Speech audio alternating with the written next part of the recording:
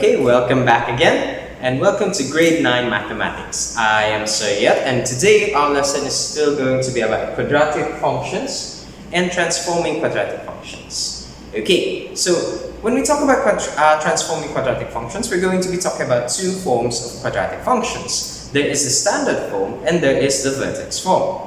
So in this topic, we're going to be transforming the vertex form to quadratic functions and quadratic functions standard form to vertex form. So let's first look at their shapes. How are they written? So let's talk about the standard form.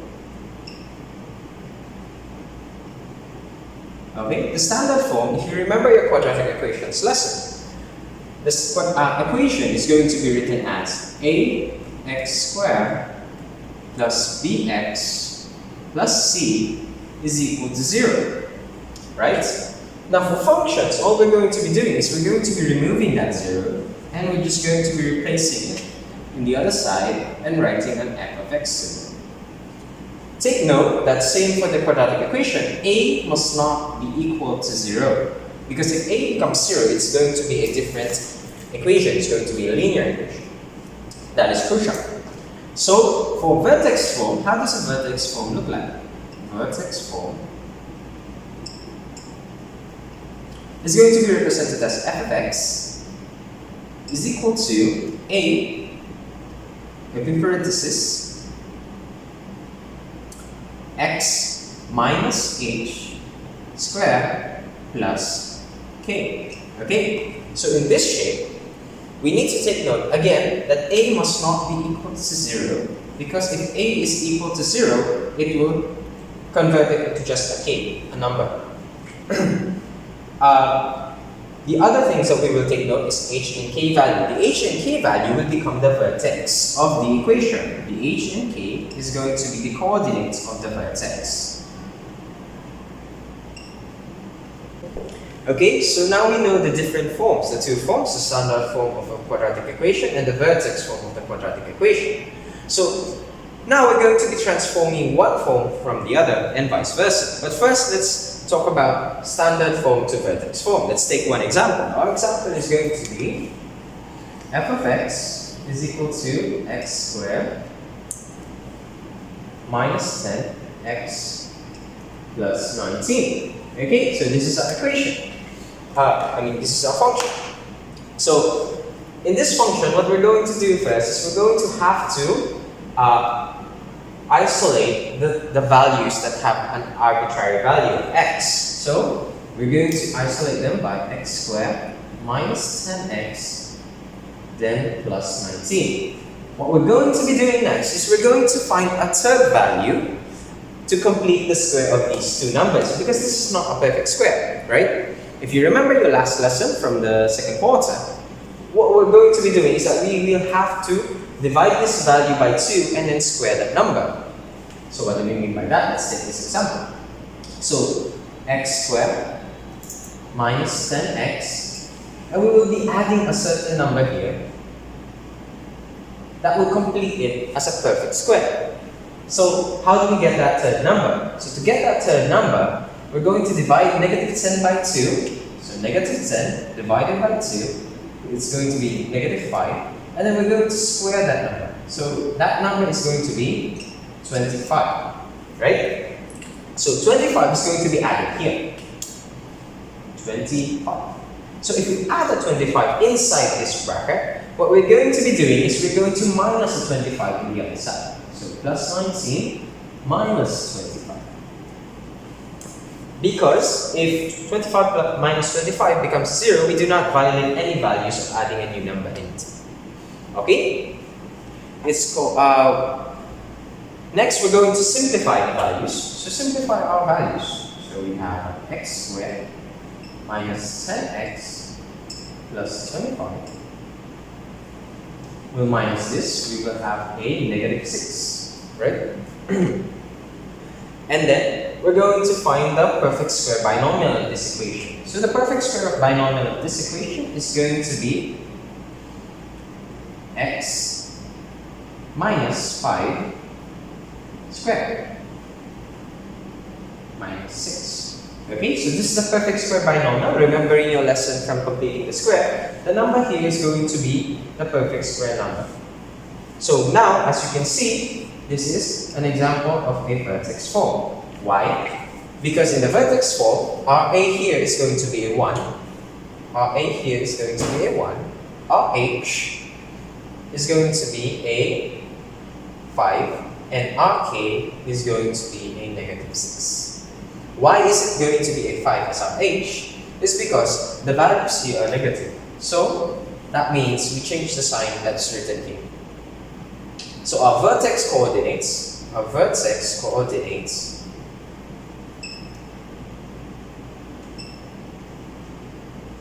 will be 5 and negative 6.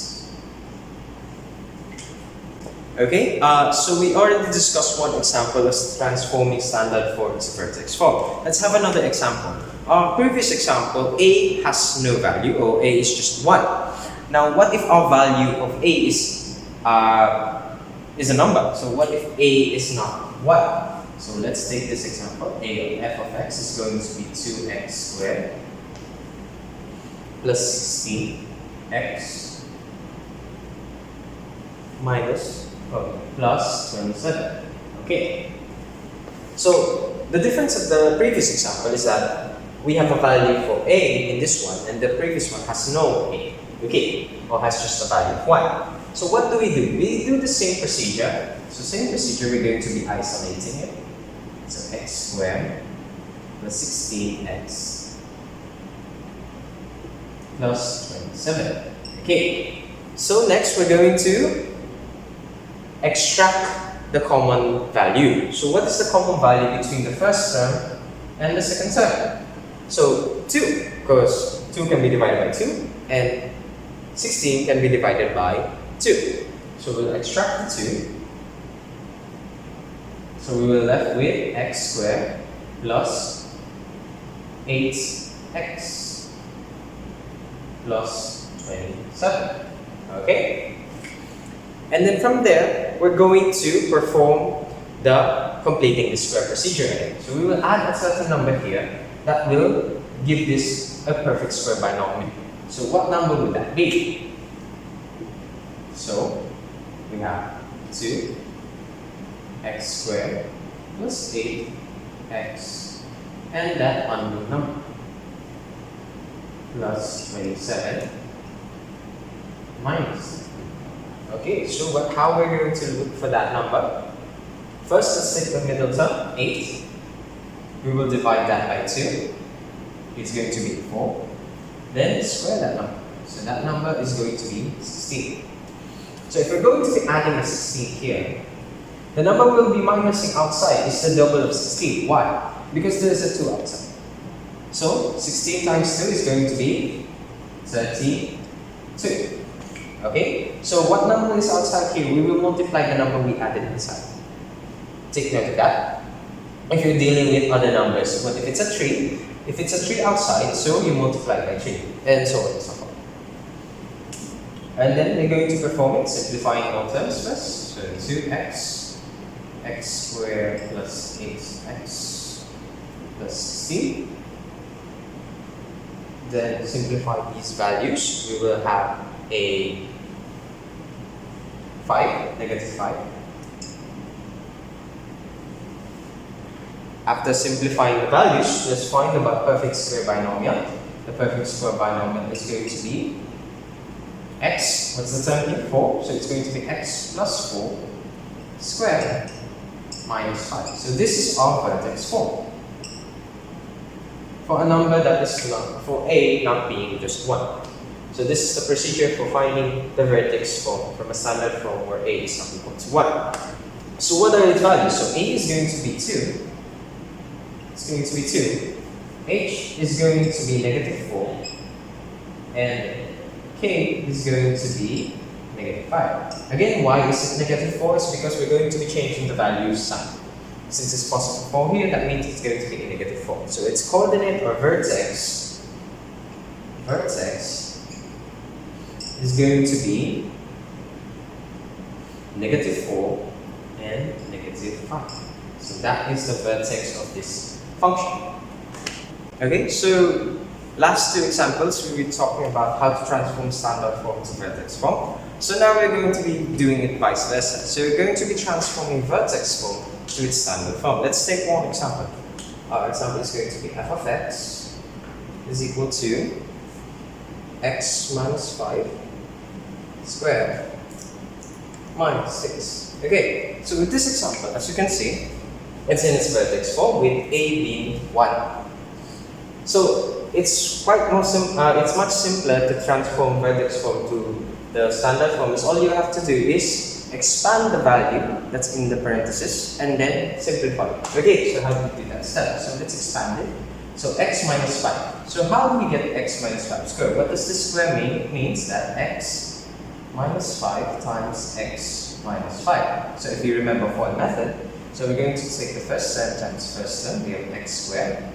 Then the outer terms, so x times negative 5 is negative 5x. Negative 5 times x, the inner term, so negative 5x. And negative 5 times negative 5 is going to be positive 25. Simplify our terms, these two terms, so we have negative 10x plus 25. So this is the function that's going to be here. So we have x squared minus 10x plus 25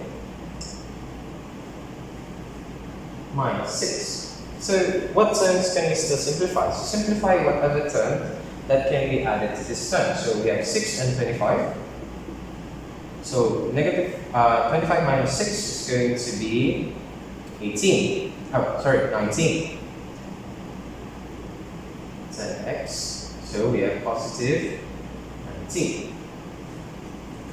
So this is going to be the standard form, where a is going to be 1, b is going to be negative 10, and c is going to be 19. So this is how we're going to be transforming vertex form to standard form. Okay, from our previous example, what we noticed is that a's value is only 1. So what if our vertex form now is going to have another value? So let's take an example. We have f of x is equal to 2 parentheses of x plus 4 squared minus 5.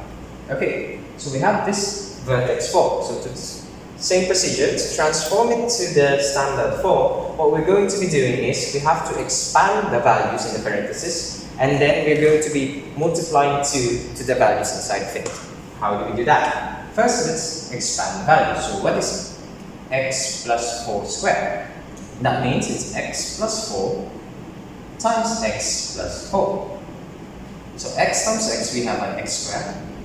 X times 4 is going to be 4x. And then 4 times x is going to be 4x. And 4 times 4 is going to be 16.